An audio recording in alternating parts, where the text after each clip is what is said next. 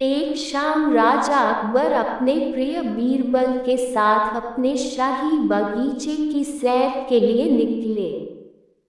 वह बगीचा बहुत ही शानदार था। चारों ओर हरियाली ही हरियाली थी और फूलों की भीनी भीनी खुशबू वातावरण को और भी खूबसूरत बना रही थी।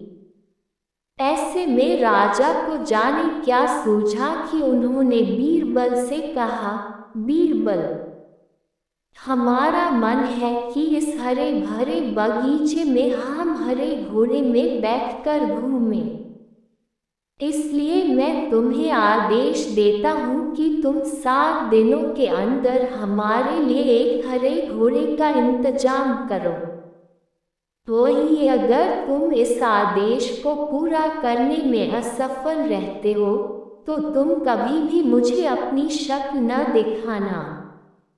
इस बात से राजा व बीरबल दोनों वाकिफ थे कि आज तक दुनिया में हरे रंग का घोड़ा नहीं हुआ है। फिर भी राजा चाहते थे कि बीरबल किसी बात में अपनी हार स्वीकार करें।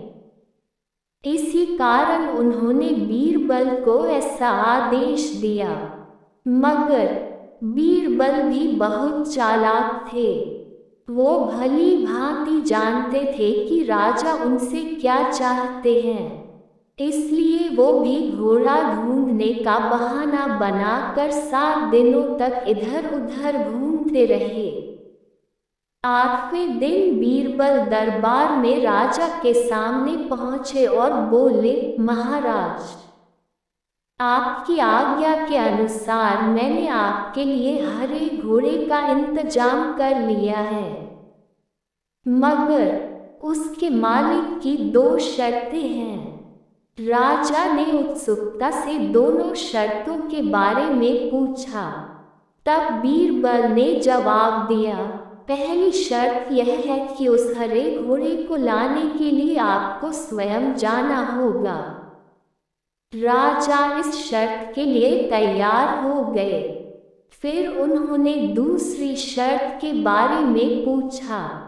तब बीरबल ने कहा, घोड़े के मालिक की दूसरी शर्त यह है कि आपको घोड़ा लेने जाने के लिए सप्ताह के 7 दिन के अलावा कोई और दिन चुनना होगा।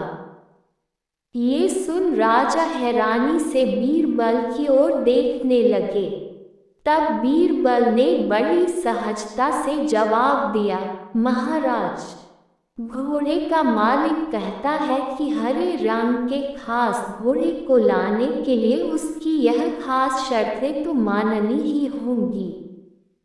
राजा अकबर बीरबल की यह चतुराई भरी बात सुनकर खुश हो गए और मान गए कि बीरबल से उसकी हार मनवाना वाकई में बहुत मुश्किल काम है।